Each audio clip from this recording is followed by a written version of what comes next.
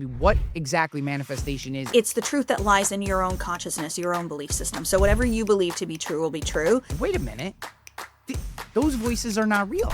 The things that have happened to you in the past, they only exist in your mind now. There is a core lack of self-awareness and awareness that is really the rub for why they're not where they want to be. Now I get it.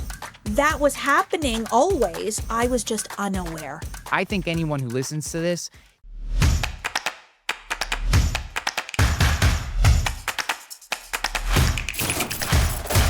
Hello, everyone, and welcome back to the show. Today, we are joined by Kathleen Cameron, the world's top manifestation mentor. She is the creator of the Diamond Academy, where she's generated over 30 million in sales in under 4 years, helping thousands of people transform their lives from her innovative manifestation and awareness approach, the art of expansion. Now, for those of you who look at the topic of manifestation and think that it's ethereal, it's fluffy, it's hippie-ish, whatever you want to frame it as, I have to tell you that I'm an enormous believer in our spirit's impact on our day-to-day success, and that goes as much for business as any other aspect. And tools like manifestation, surrender, etc., are paramount to maximizing our output. And we address the topics of hard work does not equal success, why we get caught in busy and how to break free, and why the absolute highest performers in every industry build surrender time into their days. If you're looking to achieve, if you're a CEO, an entrepreneur, a founder, a salesperson, if you are an ambitious individual, this is the contrarian, the counterintuitive approach to optimizing your success. And I promise you, you do not want to miss this episode.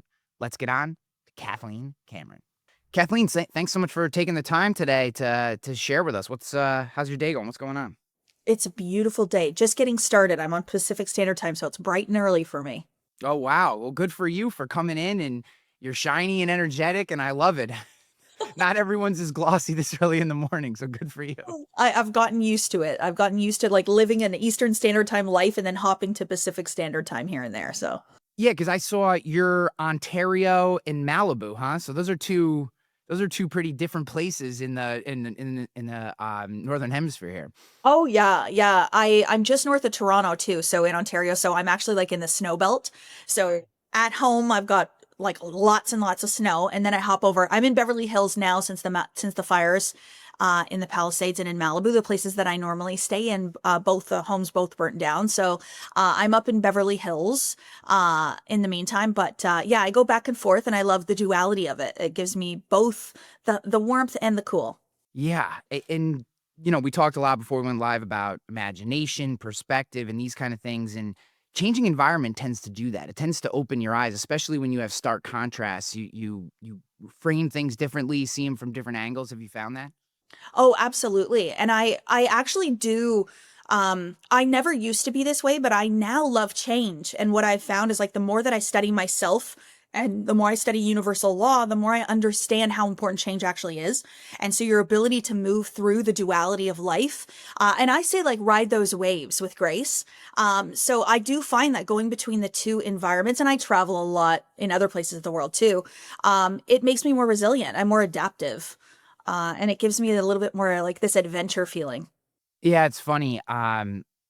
I travel a lot for work too. I do a lot of speaking and different things. And when you're so used to being on the road and like figuring things out, and you have what you need, but not a thing more, because you understand the cost of bringing stuff that you don't need when you travel, all those kind of things, and navigating the inevitable challenges, setbacks, delays that happen with that lifestyle, and then you travel with someone who doesn't travel very often, and how flustered, confused, upset they get at even like the smallest Yeah. hiccups in that process. And like, for me, I'm like, it literally just blows right past my face. You're like, okay, this is when I read my book, when we have a 20-minute delay or whatever. Yeah. And they have a really hard time doing this. And it's that exposure to it's like just the more exposure you get, the more you're able to put things in perspective. And oftentimes that's where I get some of my best ideas, is in those moments of challenge when you're just kind of sitting there, maybe in silence. Yeah, and the other piece with me too, Ryan,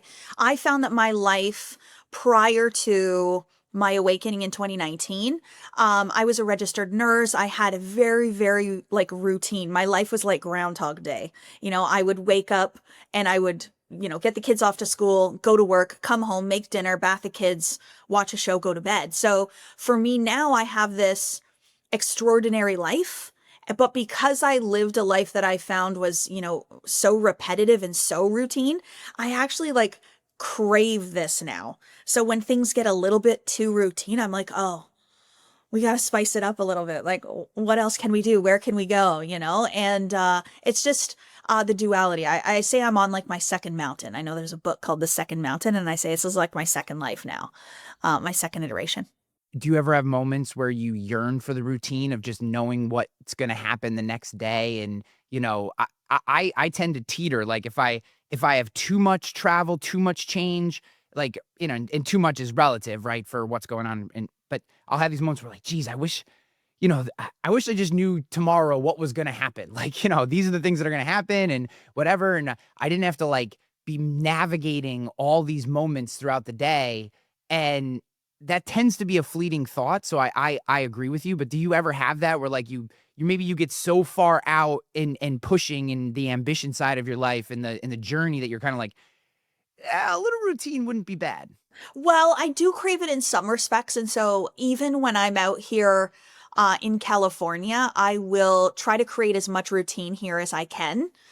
Or even when I travel. So I do seek some of it, especially things like going to the gym.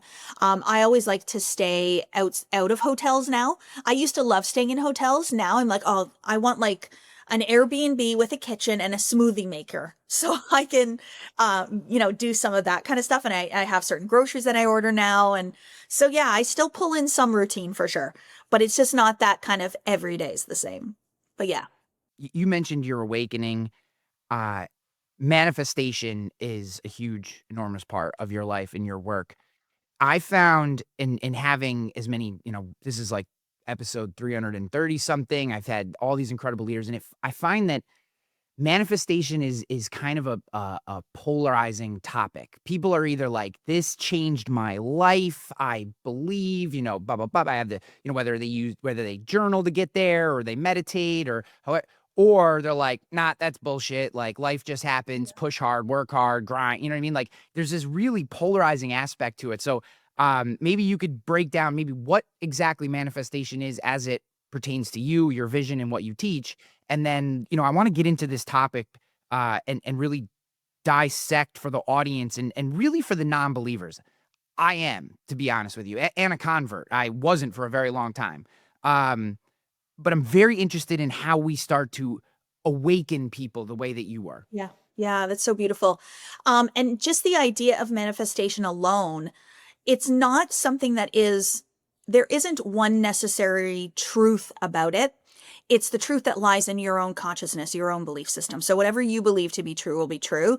So I've just created this belief system in my mind now that serves me and serves my life. And then it has my human. I'm a spiritual being having a human experience, so you'll hear me like literally talk about my humanity. But I will literally get my human to move in certain ways because I know that that will create the outcome for her that she wants. But for me, manifestation, my philosophy is spirituality meets personal growth and development. So it involves the present moment and that stillness and that let and that surrender. But it also involves that personal growth and development, that ascension, that growth, that becoming the elevated or next level version of yourself. So it's this continual growth while harnessing the present moment and understanding that, time really isn't real and that it's just an illusion around us. And so how can you be that elevated version of you now in this present moment? And that is pretty much what I teach. But as far as the awakening side goes, for me, prior to 2019, I really believed that I was this physical body that I'm in. And the Kathleen Cameron that I was the way I looked, the personality that I had ingrained in my mind that could not be changed. And I was literally being taken for a ride. So 2019, when I started studying manifestation and the power of the mind, I started having these thoughts about like, oh, well, wait a minute. What if we are spiritual beings? Like, what if there is a greater power or force or energy and that I'm not just a human and I'm not my body and I'm in the body? And that just started opening me up to all kinds of new ideas that created new possibilities for me that harnessed a whole new power. And so, it's been magical. The past 5 years have been magical since that moment. There's a lot to dig in there. Have you ever read The Untethered Soul by Michael Singer? Of course I have. Oh my Oh, gosh. beautiful book. That was, a big part of my path in becoming much more in touch with my own spirituality, and I don't wanna say I'm as far down the path as you because I don't think that I am. However, I feel like I'm on the same journey, and that book was is a it's I mean, it's probably top 3 mentions on this podcast is that book because this idea, and you've mentioned it multiple times, and this is really where I'd like you to dig in, this idea that we are not our mind, we are not our body, we are the soul or the spirit or, however you wanna frame this energy outside of the physical structure that it occupies on this plane, right? And I've always struggled because of my past and different things that the voices, right? You're Mm. not good enough. You didn't come from the right part of town. Your parents didn't teach you the right lessons. You're too old, but all these things that are constantly running in your head. And for so long, I fought them, but let me say that I didn't believe them because I fought against it, but I thought they were real. You know what I mean? Like, if that makes sense. Like, I thought they were real thoughts and I was fighting against them. And when I read that book, I went, wait a minute, those voices are not real. It's the resistance. If we're talking about Stephen Pressfield, it's my mind, the physical structure of my mind trying to keep my body alive for the next second, the next second, the next second, with no perception of what the future could hold if you're able to work past those thoughts. And man, that concept was like everything I had thought but couldn't put words to. All of a sudden I had the playbook and what a life-changing experience reading that book was. Yeah, so beautiful. And one of the things for me with that book, after, there was a point in there where he really talked a lot about the personal mind and just how the mind it takes things personal. And so one of the things that I say all the time now is like, oh, I'm making that about me. And as soon as I realize that I'm making something about me and I'm making it personal to me, I realize I'm inflating and it's a story and it's a delusion. And so then I can just step out of it and go, well, this actually isn't about you right now. This is actually a greater concept or situation, or it's about them or it's about the world. And I can just release myself from that taking it personal piece. So I love that so much.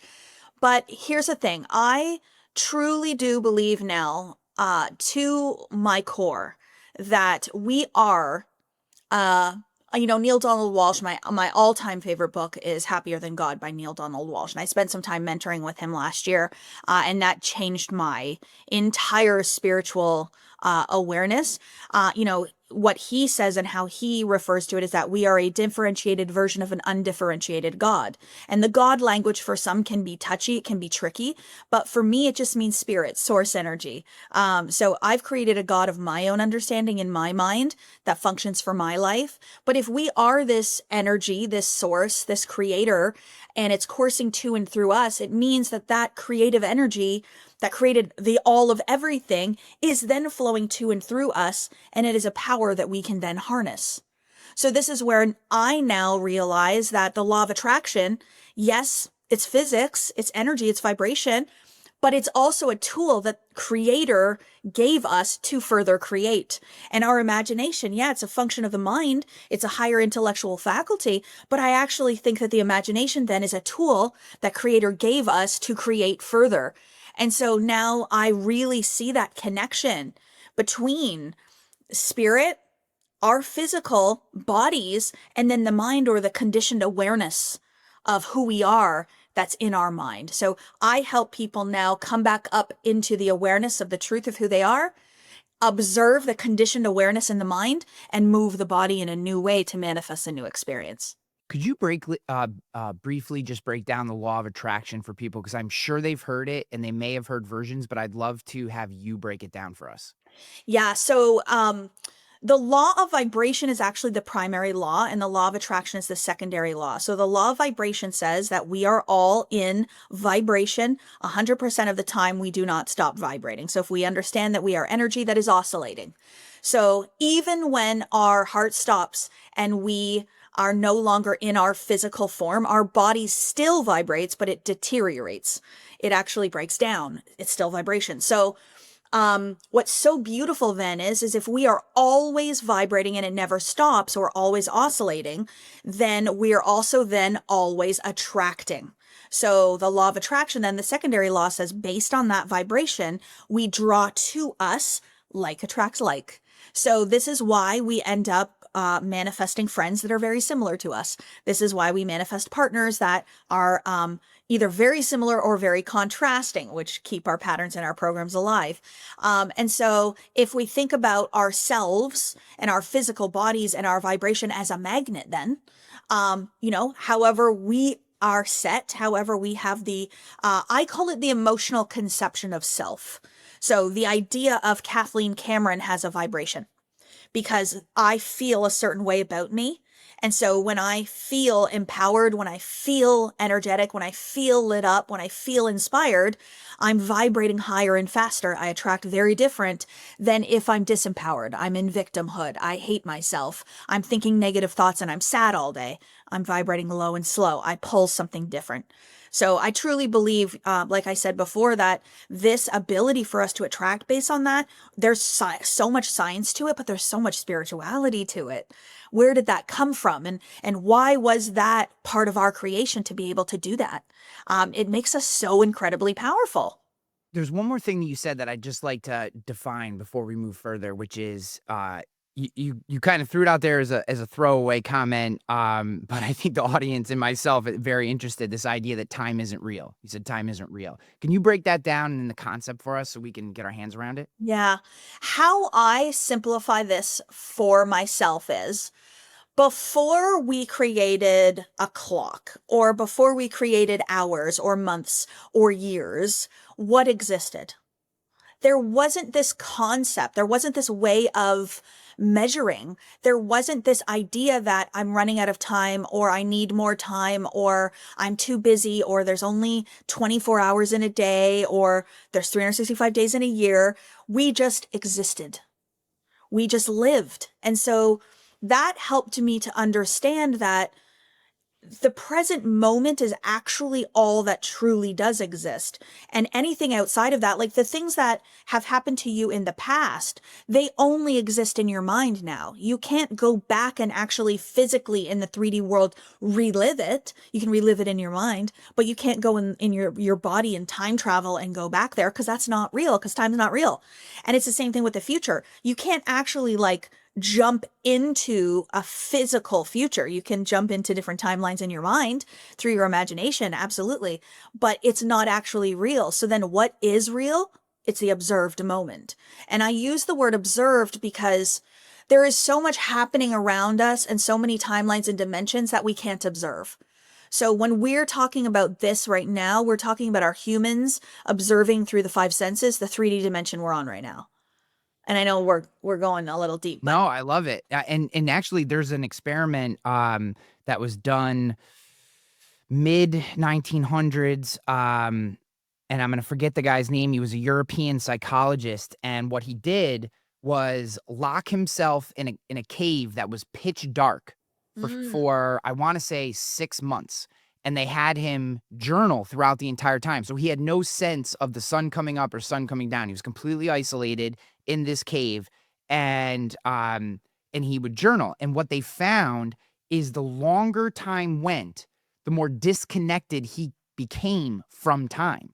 And he had thought he was off by, I think, like, and I'm gonna fudge the numbers, guys. So please just go look up this story. You can Google it. It's very available online. But essentially, he was like, after 6 months, he was almost a month off. He was like 20 something days off of what he believed the time was and when he was. And he did a bunch more experiments on this that all kind of show that time is we perceive time, but we don't necessarily experience time, if that makes sense. Like it's we have set up constructs to perceive what's happening in the et cetera. However, our bodies don't actually understand or relate to it. It's just as we conceptualize it in our head. And one of the biggest forms of resistance for manifestation in any and all ways is time.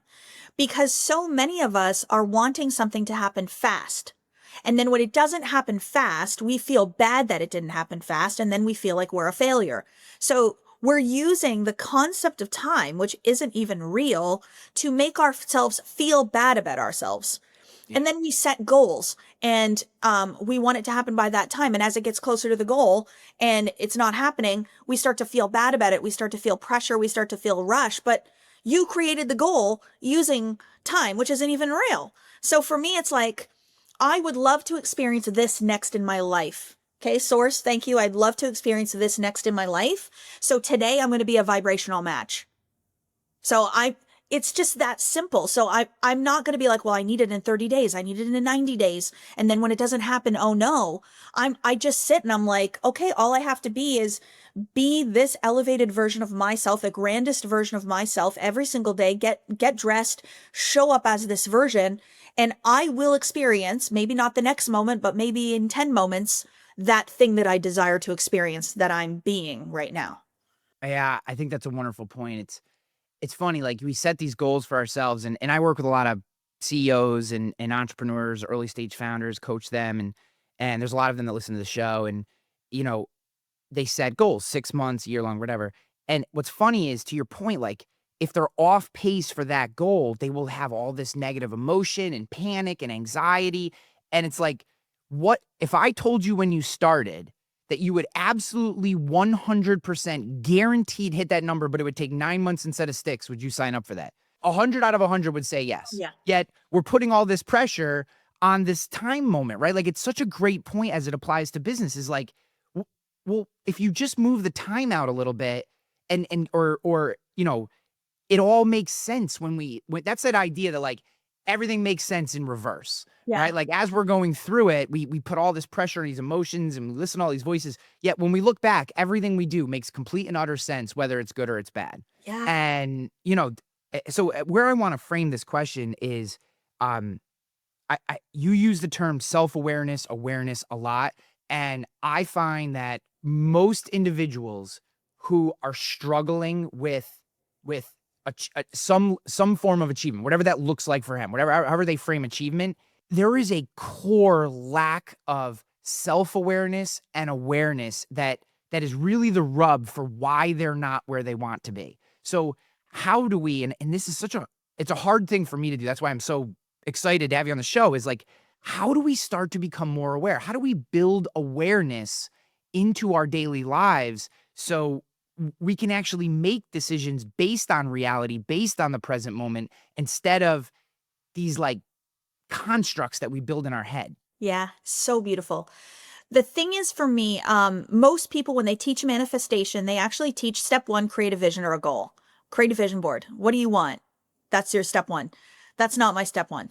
My step one is to become self-aware because I have learned over the past 5 years that if you do not have that awareness, if you do not have that insight, if you cannot see yourself, it doesn't matter what you want. You're going to work really, really hard to go and get it. And you're going to hustle and grind and get burnt out. And you're going to use your physical, mechanical hands. You're not going to allow source energy, spirit to come with you. You're not going to let the feminine energetics come with you.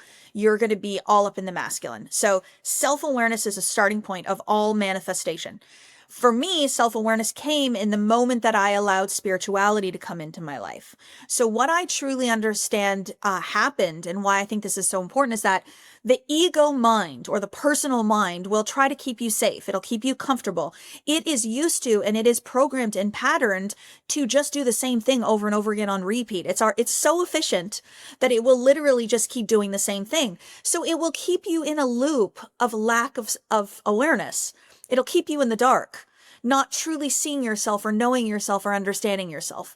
So I think about the people that we know, and we all know them. They're like the most negative people we've ever met in our lives, and they have no idea they are. Like, if you were to tell them that they're very negative, they would be like, me?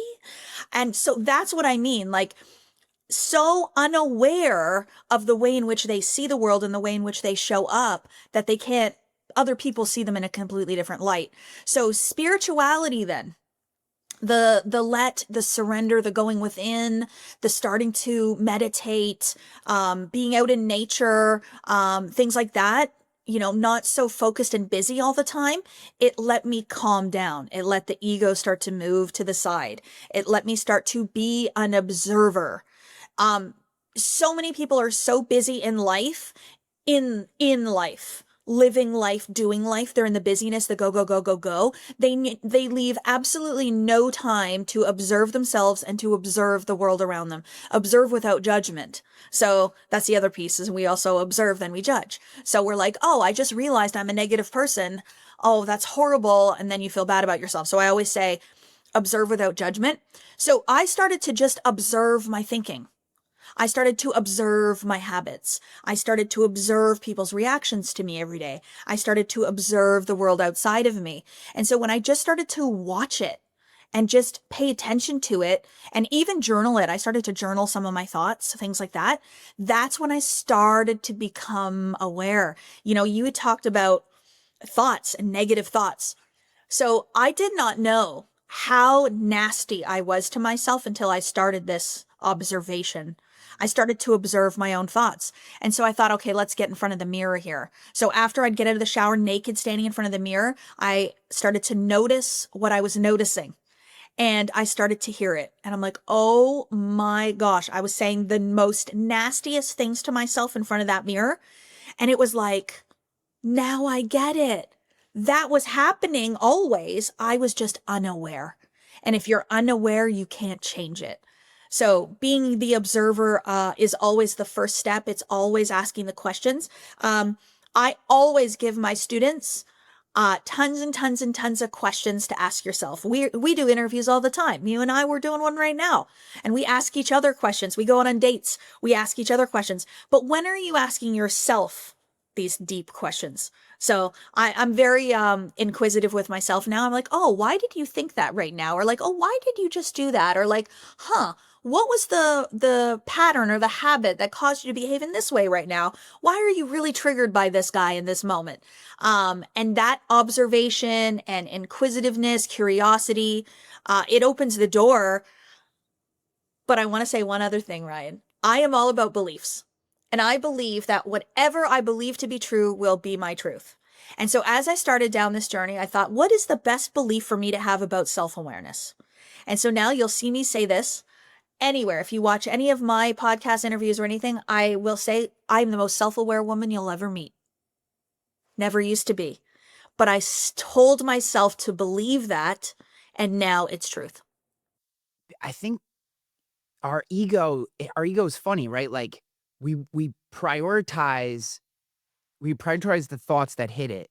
But then I know when people hear you say you're the most self-aware woman that's ever existed, there's a part of them that goes like, I can't say that. That's egotistical, right? That's being braggy, right? Like that's in and then it's like all of a sudden they flip from I want to dominate the world to then well, I can't say that. I'm not that thing yet. How can she say that? What stats does she have to show that she is that thing? Like how do you get past that part of the negative self-talk, which is the opposite, right? We have all this negativity over here, and then we start to tell ourselves that we're amazing and we're going to be this, and then this other voice creeps in, well, you can't say that. You haven't earned that. Like, Yeah, that's so interesting because it's a different way of existing.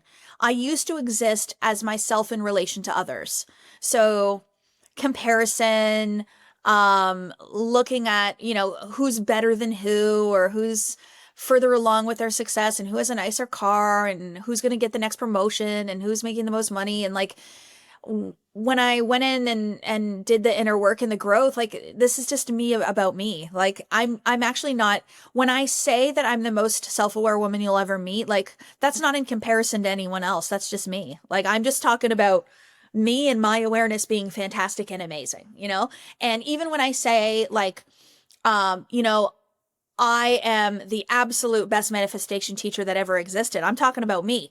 So the reason I create that belief is so that I believe that I'm the best, so that I believe that I can make the biggest impact in the world, that I have faith and trust in myself and that I'm super super empowered for how I show up, but I'm actually not in competition with anybody. Like there's thousands of people teaching manifestation and I think all of us are meant to do that as a collective to elevate collective consciousness. And so, yeah, I don't even, I'm realizing how much I've changed my programming around this, that I'm not competitive that much actually at all anymore in my thinking. This is interesting.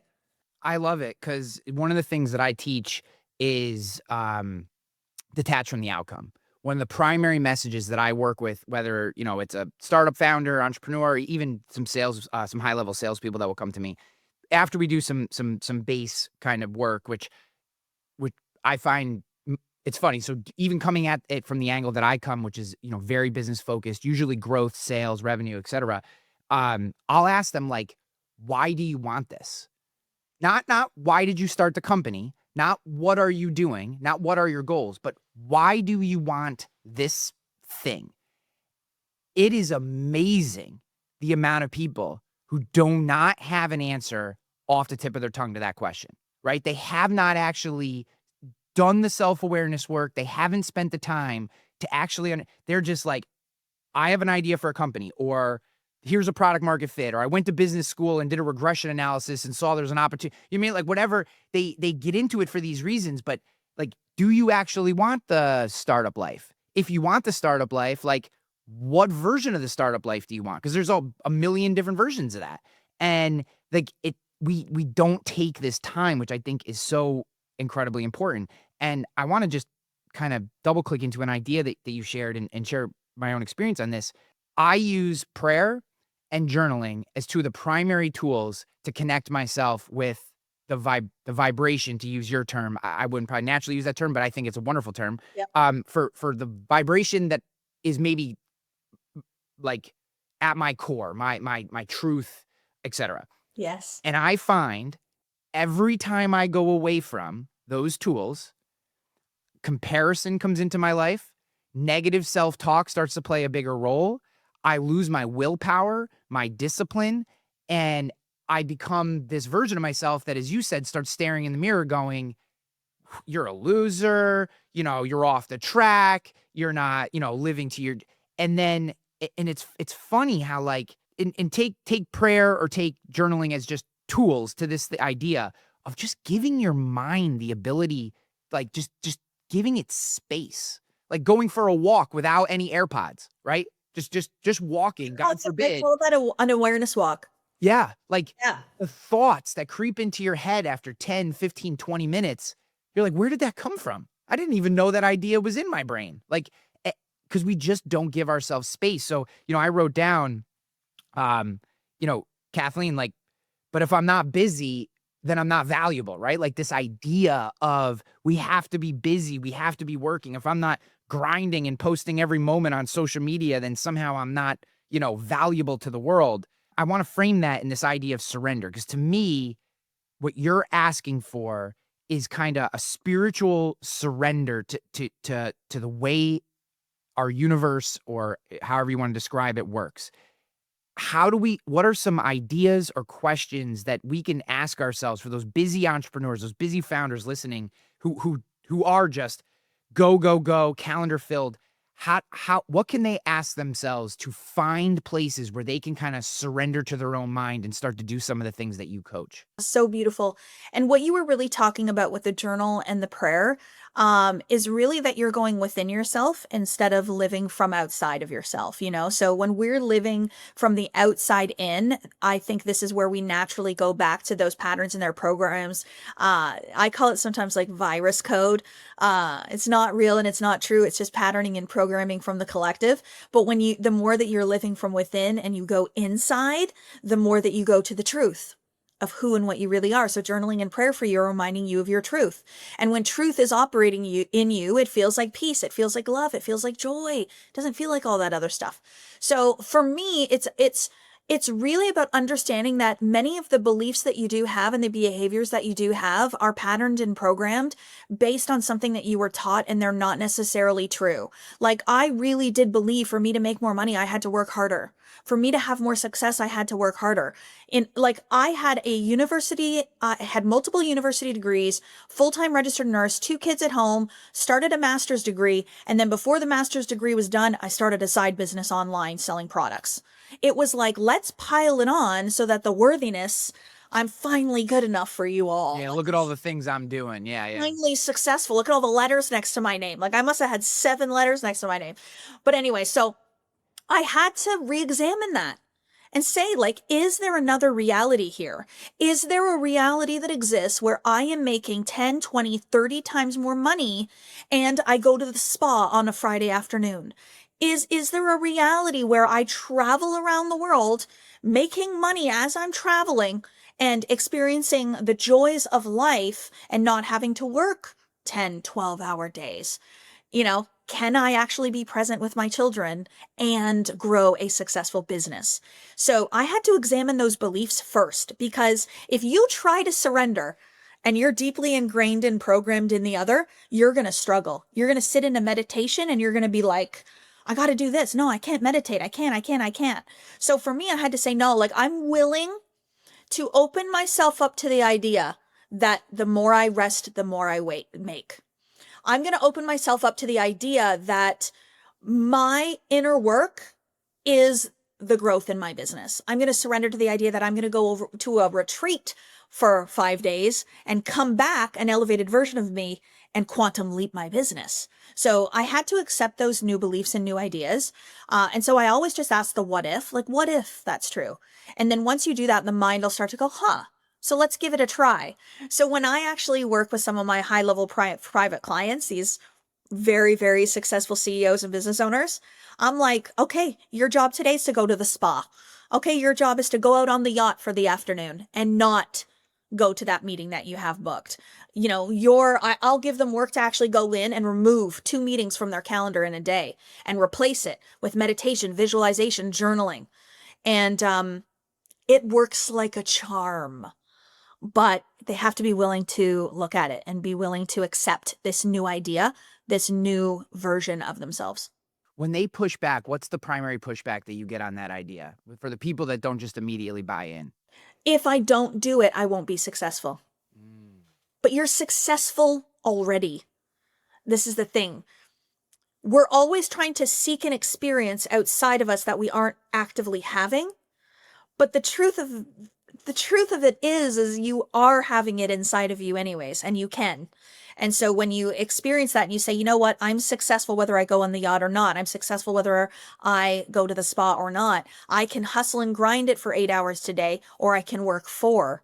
And I'm a beautiful example. I mean, I was a registered nurse. I've done 24-hour shifts. I've done 18-hour shifts. Like, I stood next to patients at the bedside and got paid an hourly wage for some of the hardest work that I have ever done. And I sit here now 5 years later and this right now, having this beautiful, loving conversation with you, and I'm in Beverly Hills, California. This is my life now. And I have fun, and I'm passionate, and I have adventure, and and I sleep 8 hours, 9 hours a night. And I'm making more money now than I ever would have made as a registered nurse. But it's new ideas in here. I had to think from a new place and accept new ideas. And so the willingness to do that will change the entire experience for you in your life, for sure. How do you marry the ideas of ambition and surrender? Because a lot of times when you talk to people who are in this, just, you look at their calendars and, like you said, you work with CEOs, and they open up their calendar and it's like 15 hours of blocked meetings, and you're like, how does your like, I know that by meeting 4, having lived this life and been a CEO multiple times and started my own company, like, I know by meeting 4, you're working on like 20% capacity, right? So this day is insane. And then the same pushback, right? Well, I got to get ahead and I got to hear, and here's our quarterly goal. And when you ask, I find that people seem to think if they using your term surrender, if they have these moments of surrender, that somehow that can't marry to ambition. And and I think we both know that that's not, that actually it's the opposite, right? That the people who build more space into their lives often are able to go further. But so many people, they just struggle with that idea that somehow they're giving up on their ambitions if they meditate, right? Yeah. Like how do we get past that idea? Yeah. This is so beautiful because I am a very, very driven woman. Absolutely. That drive has created the success in my life, the business that I currently run today, and all the things that are on their way to me. Like, I'm a driven woman, very much so. I'm very proud of it, but I don't work hard. And so when I say that to people, they're like, oh, she doesn't work hard. She's lazy. Oh, no, she's not earning it. Oh, no. No, because we want to wear I worked hard like a badge of honor, because we were taught that the harder you work, the more worth it is. The harder you work, the more of an impact. You can celebrate your success if you've really put in the work. Well, I think that's amazing and I think that's wonderful, but I also am in control of my human experience here, and I get to decide what that human experience is like. And I would love to make a significant impact and help millions of people through this work and through my business. I run a business. I'm the CEO of multiple businesses now. And so I want to impact people through this work, but I also want my human experience to be lovely while I'm here.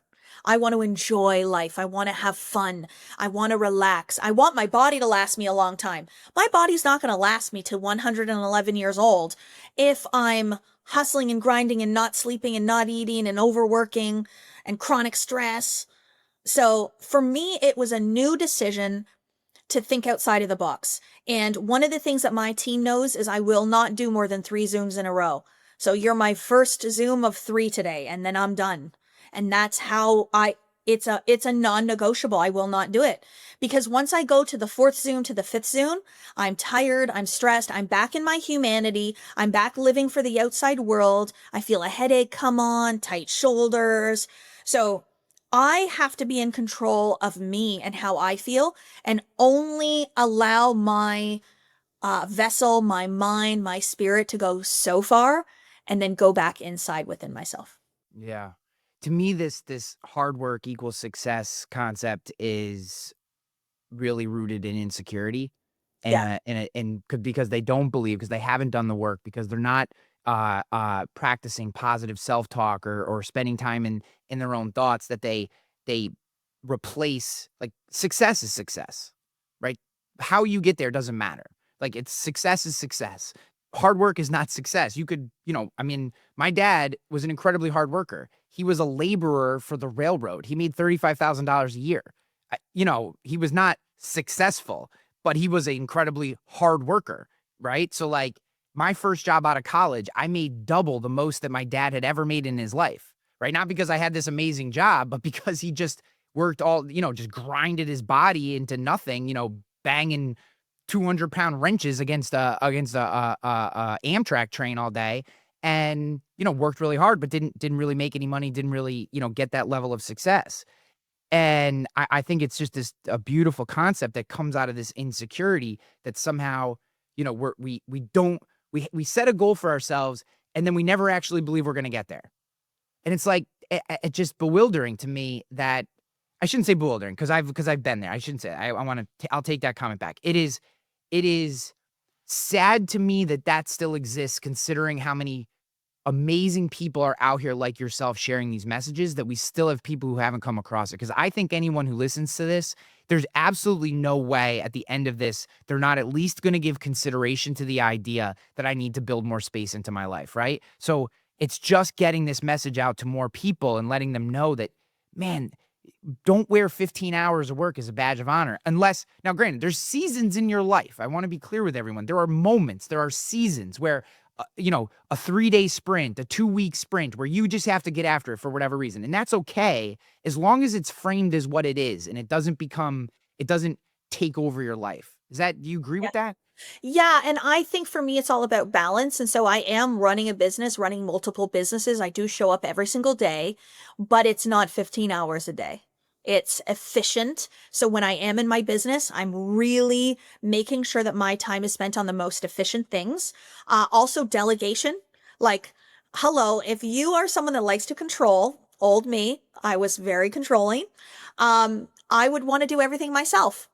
And so when you want to do everything yourself, you're actually just keeping things to you that don't necessarily need to. So I'm very good at delegating now and trusting other people and having faith.